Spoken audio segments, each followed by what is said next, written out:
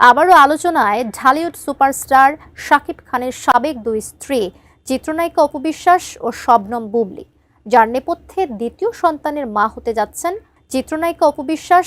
Showbiz অঙ্গনে রটেছে এমনই খবর, তবে বিষয়টি স্বীকার না করে রহস্যময় ভূমিকায় নায়িকা। অন্যদিকে আবারও বাবা হচ্ছেন শাকিব খান, এমন খবরে প্রতিক্রিয়া জানিয়েছেন অপু বিশ্বাসও। এটা আসলে কয়েকদিন পরে বিষয়টা খোলাসা হয়ে যাবে। সোশ্যাল মিডিয়া যখন সয়লা বুবলির দ্বিতীয়বার মা হওয়া নিয়ে, ঠিক তখনই দ্বিতীয়বার মা হওয়ার খবর আসলো অপু বিশ্বাসেরও।